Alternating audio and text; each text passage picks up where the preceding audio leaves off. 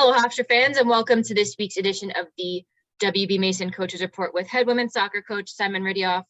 My name is Rachel Vogel, and Coach, how are you doing today? I'm doing great, Rachel. Yourself? Doing great as well. Well, another enormously successful week for your team, starting off with a 4-0 victory over Delaware at home on Thursday before turning around to travel all the way down to Wilmington, North Carolina to get a thrilling 2-1 victory in double overtime over UNCW.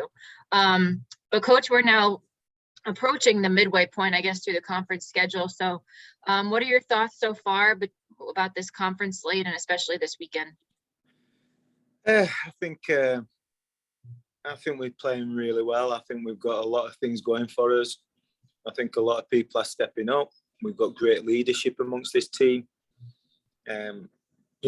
The staff are all on point with what we're doing with the kids. The training sessions are fantastic. The intensity amongst the squad is tremendous right now. So we're in a really good place. But as we know, that can quickly turn, and we've got to keep our sights forward and focus on what we have to do. And hopefully that'll be enough to continue this rich vein of form. Certainly. Well, as I mentioned, another dominating win over Delaware. Your team racked up over 30 shots. It was just end to end. It was Hofstra's game. UNCW, though, a little bit tougher for Hofstra, as you know, inside the top 40 RPI. You knew going into that one it was going to be tough, and sure enough, it was. You took the early lead, and then UNCW answered not long later before Mary Taylor's heroics in double overtime. So just walk us through, what your thoughts for that game were. Did you ever, lose faith? Were you skeptical? Did you know that the golden goal was going to happen? It was just a matter of when. Just walk us through your thoughts in that game. Well, I'll backtrack to Delaware. I thought the first 45 minutes against Delaware was fantastic. I thought we couldn't play a better way. We played with intensity and impetus offensively and defensively. I thought the 45 minutes was all around one of the best performances I've seen Hofstra play in all my years at Hofstra. So that's a lot of years, believe it or not. But back to Wilmington, we knew they were going to come in and be organised and make it challenging, and they do the homework. And, you saw what they were trying to do to nullify our offense, and they did it well. With away trips and different surfaces, it's going to take a while for us to settle in and recognise how to play on that kind of surface. And it took us a good 45 minutes. And in that period of time, Wilmington had created a couple of opportunities, and it could have been an interesting game. Once we scored, I honestly didn't think we were going to lose. But saying that, when they scored, it made it interesting again. But even at that point, even in overtime, I knew we weren't going to lose. I didn't know whether we were going to win. But I knew that we were going to create 2 or 3 chances in that second overtime period to finish the game off. And fortunately, it was on the first opportunity. Porter, Ellen Alsef did a fantastic run down the middle of the field, slotted in Porter. And as Porter normally does, she plays the perfect cross, and Miri stepped up with a fantastic volley. So great way to finish game.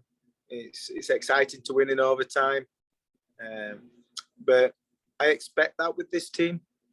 We're fit, we're athletic, and I think we give people challenges for 90 minutes.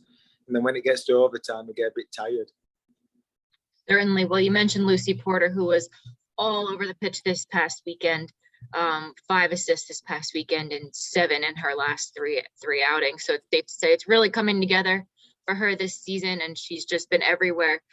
So just speak of her dominance. Obviously, she picked up a few accolades this week. Colonial Athletic Association Offensive Player of the Week, College Soccer News National Player of the Week. So I'm sure that feels pretty good to her. So just speak of her success lately and what she's been doing on the pitch to help with that. Yeah, what I love about Lucy is even when she was sick and struggling and not playing as clean and as crisp as she would like to, she never let that affect her. It never played on her mind. She set goals every game, and none of them were me-oriented goals. It was press this person more than 10 times in the game. If I do this, we win. But never about goals or assists. So that says a lot about her as a character. And now she's back to full fitness. She's back to playing with confidence. And that bodes well for Hofstra. You know, we've done a great job so far with Ellen, Amanda, Miri being brilliant, Sheps being outstanding, and Porter being very good. Now she's starting. Porter being Porter.